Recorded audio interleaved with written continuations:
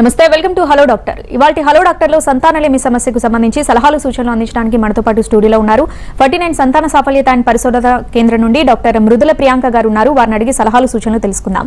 మీరు కూడా ఇలాంటి సంతానలేమి సమస్యతో బాధపడుతుంటే స్క్రీన్ మీద డిస్ప్లే అవుతున్న నెంబర్ కి కాల్ చేసి డాక్టర్ గారితో లైవ్ లో మాట్లాడొచ్చు. Hello doctor, very good afternoon. Good afternoon. First అసలు ఈ సంతానలేమి సమస్య అనేది మ్యారేజ్ అయ్యాక ఎన్ని మంత్స్ ఎన్ని ఇయర్స్ కి ప్రెగ్నెన్సీ రాకపోతే దాన్ని సంతానలేమి సమస్యగా గుర్తించాలంటారు? సో మ్యారేజ్ అయ్యాక 1 year వాళ్ళు ప్రెగ్నెన్సీ ప్లాన్ చేశారు, 1 year నుంచి, బట్ ప్రెగ్నెన్సీ రాలేదు 1 year తర్వాత కూడా అంటే యూజువల్గా ఇన్ఫర్టిలిటీ అంటాము. బట్ కొంతమందికి కొంచెం ఏజ్ ఎక్కువ ఉన్నప్పుడు, ఉమెన్ ఏజ్ మెయిన్గా ఫీమేల్లో ఏజ్ చాలా ఎక్కువ ఉంది, మోర్ దెన్ 35 years ఉంటే అప్పుడు 1 year వరకు కూడా వెయిట్ చేయని అవసరం లేదు. ఎందుకంటే ఏజ్ పెరిగిన కొద్దీ మనకి సంతానలేమి సమస్య పెరుగుతూ ఉంటుంది కాబట్టి, అండ్ ఎగ్స్ కూడా తగ్గుతూ ఉంటాయి కాబట్టి వాళ్ళకి కొంచెం తొందరగానే ఏదైనా ప్రాబ్లం ఉందని డయాగ్నోస్ చేసుకోవాలి. వాళ్ళు 6 months వెయిట్ చేసి ప్రెగ్నెన్సీ రాలేదు అంటే కంపల్సరీ ఫర్టిలిటీ స్పెషలిస్ట్ని కలవాలి. ఇంకొకటి ఇందులోనే మనకి కొంతమందికి తెలిసి కొన్ని ప్రాబ్లమ్స్ ఉంటాయి, లైక్ పీరియడ్స్ అసలు రావు, మెడిసిన్స్ వాడకపోతే పీరియడ్స్ రాదు. ఇలాంటి సమస్యలు ఏదైనా తెలిసిన ప్రాబ్లమ్స్, నోన్ ప్రాబ్లమ్స్ ఉన్నప్పుడు వాళ్ళు కొంచెం ఎర్లీగానే టెస్ట్ చేసుకోవాల్సి ఉంటుంది. అంటే ఫీమేల్స్లో అంటే ఇర్రెగ్యులర్ పీరియడ్స్, డయాబెటీస్, థైరాయిడ్ ఇట్లాంటి రీజన్స్ చూస్తూ ఉంటాం. మెయిల్లో అయితే ఎట్లాంటి కేసెస్ చూస్తారు మీరు? సో మెయిల్లో ఇన్ఫర్టిలిటీకి సంబంధించింది అయితే యూజువల్గా మనకి సిమ్టమ్స్ ఏమీ ఉండవు మోస్ట్లీ వాళ్ళకి. మనము వీళ్ళకి ఫర్టిలిటీ ప్రాబ్లం ఉంది, ప్రెగ్నెన్సీ రావట్లేదు అన్నప్పుడు కపుల్ లాగానే ట్రీట్ చేస్తాం, కపుల్ లాగానే మనం డయాగ్నోస్ చేయాల్సి ఉంటుంది. ఎందుకంటే ఒకరికి ప్రాబ్లం ఉండి మనకి ఇంకొకరికి ట్రీట్మెంట్ చేసుకుంటున్నాం, వీళ్ళ ప్రాబ్లం డయాగ్నోస్ చేయలేదు అంటే మనకి ట్రీట్మెంట్ అనేది సక్సెస్ అవ్వదు. కాబట్టి ఫస్ట్ రావడమే మనము ఒక కపుల్ వచ్చినప్పుడు ఇద్దరికి హిస్టరీ తీసుకుంటాం, ఇద్దరికి టెస్ట్ చేస్తాం. మెయిల్లో వచ్చేసరికి మీరు అడిగినట్టు ఓన్లీ స్పర్మ్ అనాలిసిస్ అనేది ఒకటి టెస్ట్, సెమెన్ అనాలిసిస్ చేపిస్తాం. ఇందులో మనకి స్పర్మ్ కౌంట్ ఎలా ఉంది అంటే స్పర్మ్స్ నంబర్, మొటిలిటీ అంటే మూమెంట్స్ ఎలా ఉన్నాయి, తర్వాత నార్మల్గా ఉన్న స్పర్మ్స్ అట్లీస్ట్ 4% ఉండాలి స్పర్మ్ కౌంట్లో. మనకి మిలియన్స్ స్పర్మ్స్లో 4% నార్మల్గా ఉంటే షేప్ అవన్నీ నార్మల్ అది. సో అట్లీస్ట్ ఆ 4% నార్మల్గా ఉన్నాయా అనేది మార్ఫాలజీ. సో ఇవన్నీ చూస్తాం. సెమెన్ అనాలిసిస్ మెయిన్ ఇంపార్టెంట్ మేల్కి అయితే. ఫీమేల్లో చాలా రకాల టెస్ట్ ఉంటాయి. అల్ట్రాసౌండ్ చేయాలి, ట్యూబ్ టెస్ట్ చేయాలి, ట్యూబ్స్ ఓపెన్ ఉందా, ఏదైనా బ్లాక్ ఉందా అనేది. తర్వాత ఓన్లీ ఒక స్కాన్ కాకుండా మనము సైకిల్లో ఫాలిక్యులర్ స్టడీ అంటాం. మనకి ఏ డేకి ఆ డే వరకు ఎగ్ సైజ్ ఎట్లా ఉంది, ఎండోమెట్రియల్ లైనింగ్ పెరుగుతుందా లేదా, ఇది ఫాలిక్యులర్ స్టడీ చేసుకోవాలి. సో చాలా టెస్ట్లు ఉంటాయి ఫీమేల్స్లో అయితే. అంటే ఈ ఇన్ఫర్టిలిటీకి స్ట్రెస్ అలాగే ఒబిసిటీ కూడా ఒక రీజన్ అంటే ఏం చెప్తారు? షూర్, అవును, కరెక్ట్గానే. బికాస్ ఇప్పుడు లైఫ్ స్టైల్లో చేంజెస్ వల్ల మనకి లైఫ్ స్టైల్ డిజార్డర్స్ ఎలా పెరుగుతున్నాయో, లైక్ ఒబేసిటీ మీరు అన్నట్టు, డయాబెటీస్, ఇవన్నీ కూడా లైఫ్ స్టైల్తో పెరిగే డిసీజెస్. సో అట్లాగే మనకి ఇన్ఫర్టిలిటీ కూడా చాలా పెరుగుతుంది ఇన్సిడెన్స్ అనేది ఇంత ముందుతో కంపేర్ చేస్తే. ఒబేసిటీతో పాటు మనకి హార్మోనల్ ప్రాబ్లమ్స్ ఉంటాయి.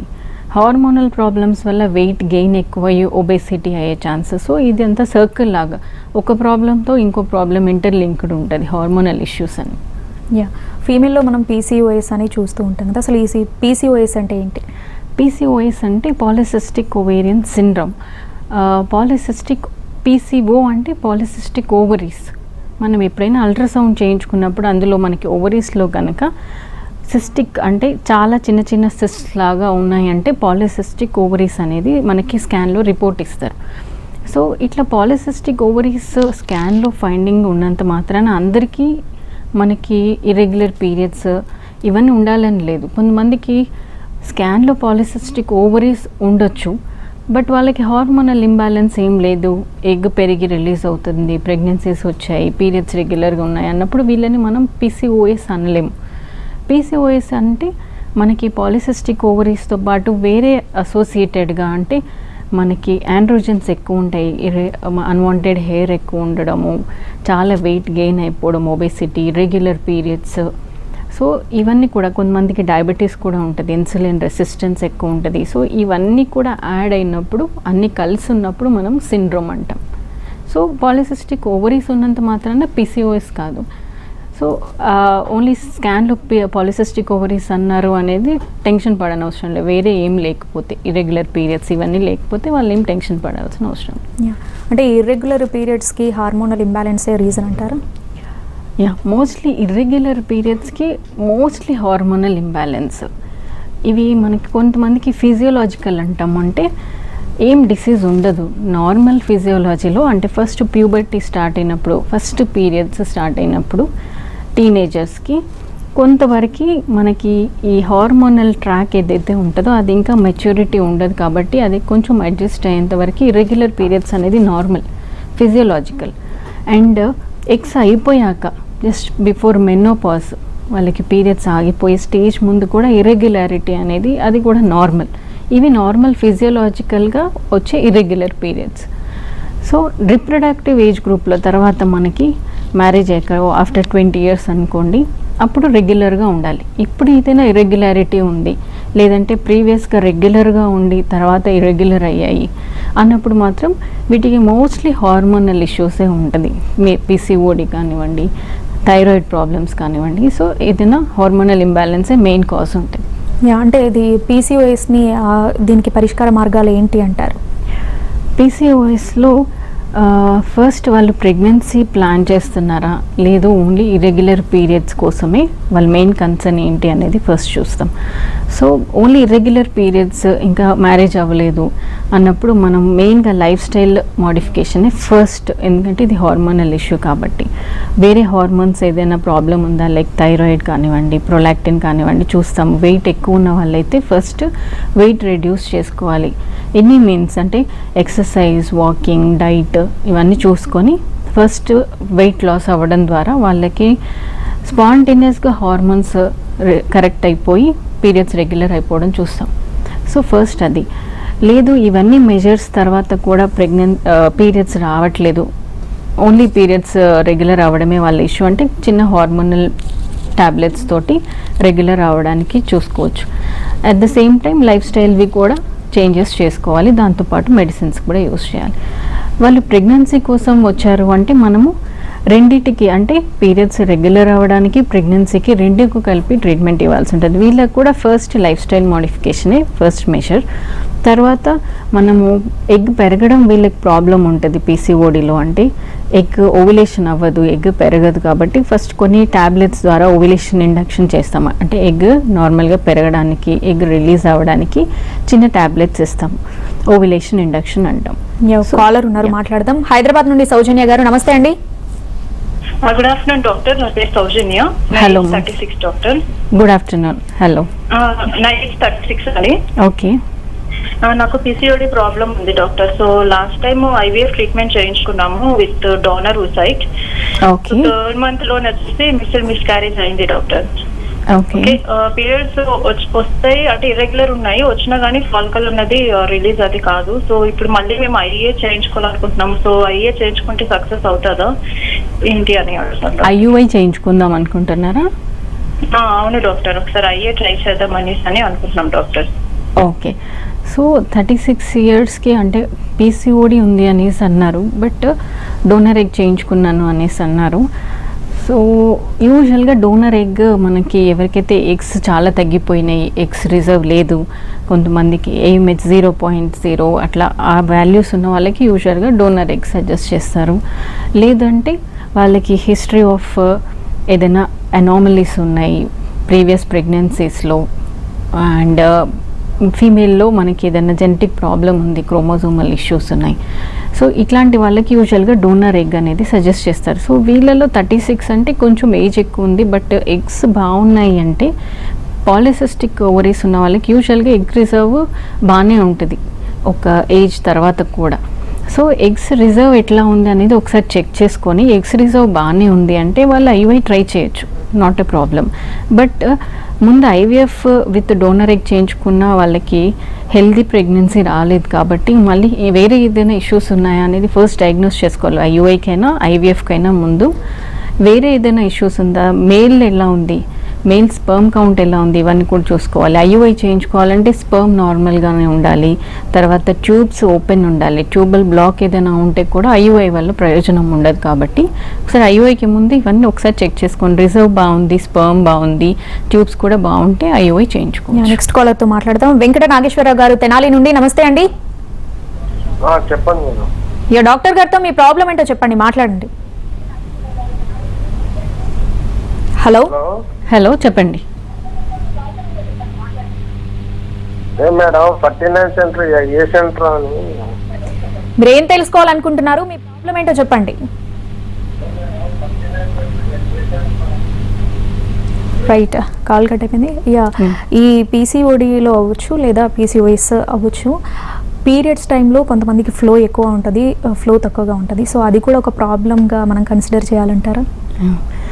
సో అది పీరియడ్స్ అనేది రెగ్యులర్ 21 to 35 డేస్ మధ్యలో ఎప్పుడు వచ్చినా కూడా రెగ్యులరే. కొంతమంది 25 డేస్ సైకిలే ఉంటుంది, అంటే ఎవ్రీ 25 డేస్కి they will be getting periods. So అది నార్మల్. 35 డేస్కి వచ్చినా కూడా అది నార్మల్. ఒకవేళ 20 డేస్కే వచ్చేస్తుంది, 15 డేస్కే వచ్చేస్తుంది అన్నప్పుడు అది అబ్నార్మల్, పాలిమెనరీ అంటాం. 40 డేస్ అంతకంటే ఎక్కువ వస్తుంది అన్నప్పుడు దాన్ని ఆలిగోమెనరీ అంటాం. అంటే 35 డేస్ తర్వాత ఎప్పుడు వచ్చినా కూడా, ఈవెన్ రెగ్యులర్గా వచ్చినా కూడా ఆలిగోమెనరీ అంటాం. సో ఈ పీరియడ్స్ బ్లీడింగ్ కూడా మనకి ఎనీవే 2 డేస్ నుంచి 8 డేస్ వరకే అయ్యేది అంతా నార్మల్ పీరియడ్స్ లానే కన్సిడర్ చేయొచ్చు. అది కూడా అమౌంట్ కూడా అప్ టు 50 ml నార్మల్ ఫ్లోనే. సో అంతకంటే ఎక్కువ అవుతుంది కంటిన్యూస్గా దెల్ బి బ్లీడింగ్. కొంతమందికి 15 డేస్ 20 డేస్ బ్లీడింగ్ అయ్యి మళ్ళీ ఒక 5 డేస్ గ్యాప్ వచ్చి మళ్ళీ బ్లీడింగ్ అయింది అనేసి అంటారు. సో ఇవన్నీ కూడా హార్మోనల్ ఇంబ్యాలెన్స్ తోటి అసోసియేట్ అయినప్పుడే మనకి ఇలాంటివన్నీ చూస్తూ ఉంటాం. అంటే ఓవ్యులేషన్ అనేది కరెక్ట్గా అవుతేనే మనకి బాడీలో హార్మోనల్ సినేరియో అంతా నార్మల్గా ఉంటుంది. ఓవ్యులేషన్తో పాటు కొన్ని హార్మోన్స్ రిలీజ్ అవుతాయి బాడీలో. ఆ హార్మోన్ రిలీజ్ అయ్యి ఆ హార్మోన్ తగ్గాకనే మనకి బ్లీడింగ్ అనేది వస్తుంది, పీరియడ్స్. సో అసలు ఓవ్యులేషనే అవ్వలేదు అంటే బ్లీడింగ్ ఎప్పుడు అవ్వాలనేది బాడీకి కూడా, మనకి యూట్రస్కి కూడా తెలియదు. కాబట్టి కంటిన్యూస్గా బ్లీడింగ్ ఉంటుంది, మళ్ళీ లైనింగ్ అట్లాగే డెవలప్ అవుతూ ఉంటుంది. ఈవెన్ 2-3 మంత్స్ డెవలప్ అయ్యి మళ్ళీ బ్లడ్ ఫ్లో తగ్గిపోయి మనకి లైనింగ్ చాలా థిక్ అయిపోయి దాని బ్లడ్ ఫ్లో తగ్గిపోయి నార్మల్గా షెడ్ అవుతుంది ఎండోమెట్రియం. అది ఇర్రెగ్యులర్ అవుతూ ఉంటుంది. సో ఎప్పుడు పడితే అప్పుడు పీరియడ్స్ రావడము, ఎక్కువ రోజులు ఉండడము, ఇవన్నీ కూడా hormonal imbalances main cause.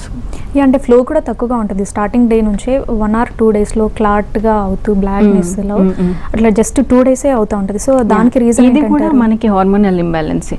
Ovulation లేదు అన్నప్పుడు నేను చెప్పినట్టు మీకు ఓన్లీ ఆ ఎండోమెట్రియంకి ప్రొజెస్ట్రాన్ మనకి ఓవ్యులేషన్తో రిలీజ్ అయ్యి దాన్ని విత్డ్రాల్ అయ్యాక బ్లీడింగ్ అవుతుంది. అసలు ఓవ్యులేషనే లేదు అన్నప్పుడు ఆ సైకిల్ అనేది కరెక్ట్గా ఉండదు. మనకి ఆ ఎండోమెట్రియం థిక్నెస్ పెరుగుతూ ఉంటుంది.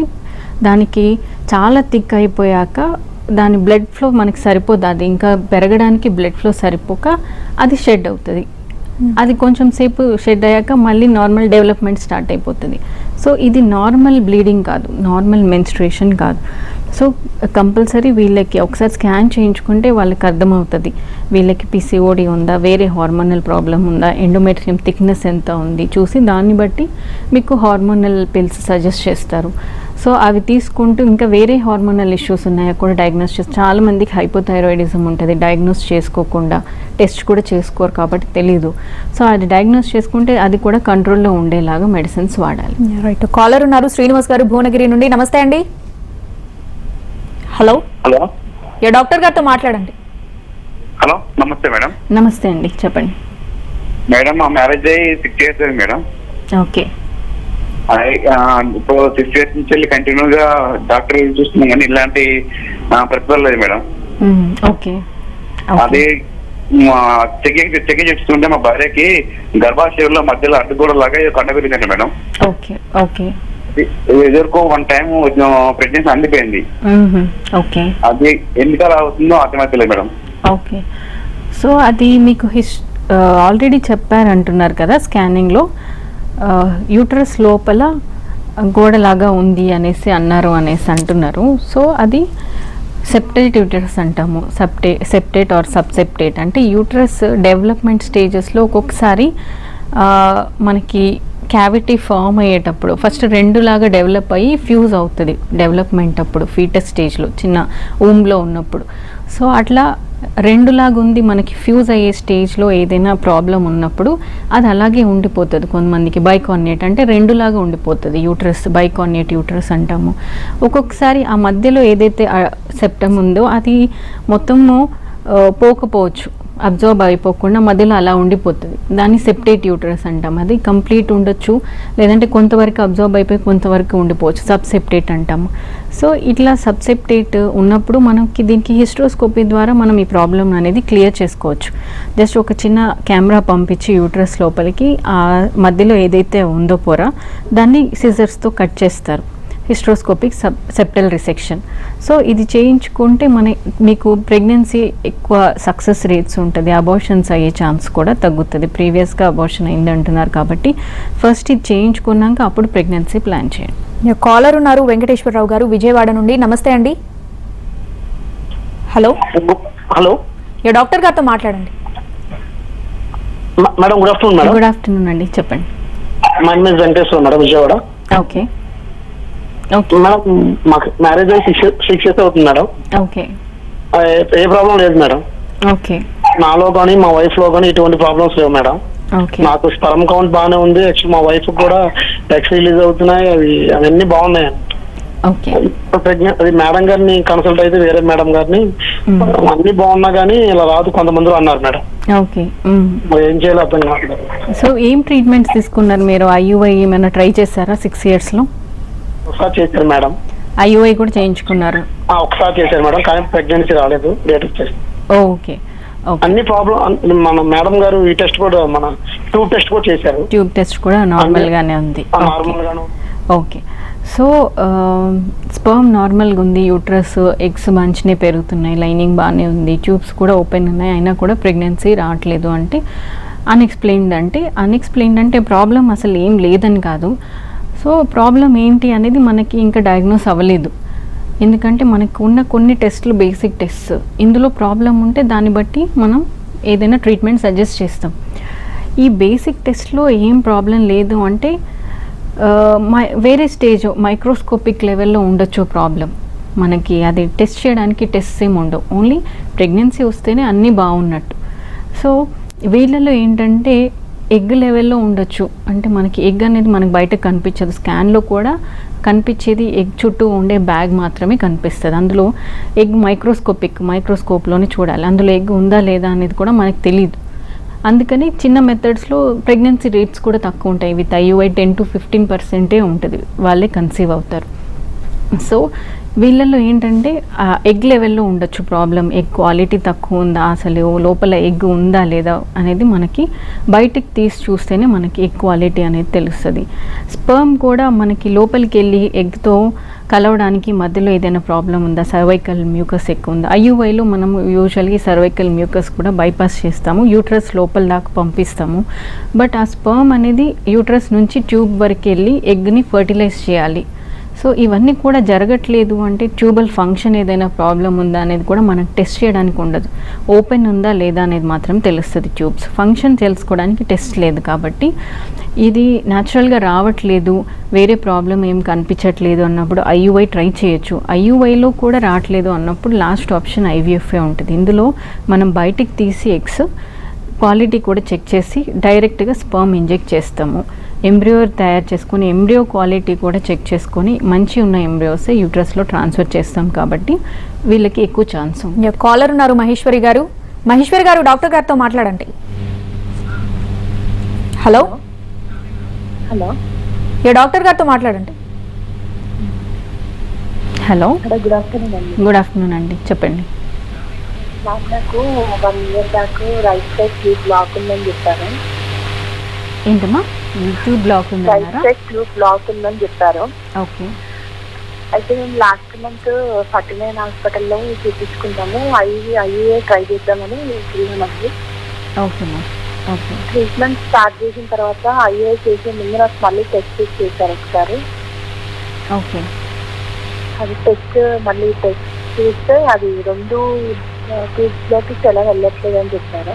ఓకేమ్మా, అయితే మేము ఇప్పుడు ట్రీట్మెంట్ ఆపేసాను అనమాట. మాకు ఏం అర్థం కాక ఇప్పుడు ఐఏ చేయించుకోవాలా మేడం? యూజువల్గా ఇప్పుడు ట్యూబ్స్ టెస్ట్లో 2 ట్యూబ్స్ బ్లాక్ ఉన్నాయి అన్నప్పుడు ఐయుఐ చేయడం వల్ల యూస్ ఉండదు. బికాస్ మనకి ట్యూబ్ ఓపెన్ ఉంటేనే స్పర్మ్ అనేది వెళ్ళి ఎగ్గును ఫర్టిలైజ్ చేయడం జరుగుతుంది, ట్యూబ్లోనే జరుగుతుంది ఫర్టిలైజేషన్ ప్రాసెస్ అనేది. కాబట్టి ఐయుఐకి ముందు కంపల్సరీ ట్యూబ్స్ అనేది చెక్ చేస్తారు. ఏదైనా ఒక్క ట్యూబ్ అయినా బాగుంది, ఆ బాగున్న సైడ్ ఎగ్ రిలీజ్ అయింది అంటేనే యూజువల్గా ఐయుఐ చేస్తాము. సో 2 ట్యూబ్స్ బ్లాక్ ఉంది అన్న తర్వాత కూడా ఐయుఐ చేసుకోవడం వల్ల అంత యూజ్ అనేది ఉండదు.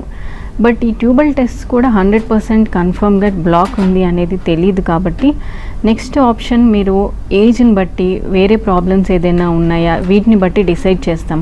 స్పర్మ్ కూడా ఏదైనా ఇష్యూ ఉంది, ఎగ్స్ తగ్గుతున్నాయి అన్నప్పుడు డైరెక్ట్గా ఐవీఎఫ్ చేయించుకుంటే మీకు ఎక్కువ సక్సెస్ రేట్స్ ఉంటుంది. ట్యూబ్స్తో సంబంధం ఉండదు. ఐవీఎఫ్లో బయటికి తీసి fertilisation process egg sperm fertilise చేస్తారు కాబట్టి మీకు ఐవీఎఫ్లో ఎక్కువ ఛాన్స్ ఉంటుంది.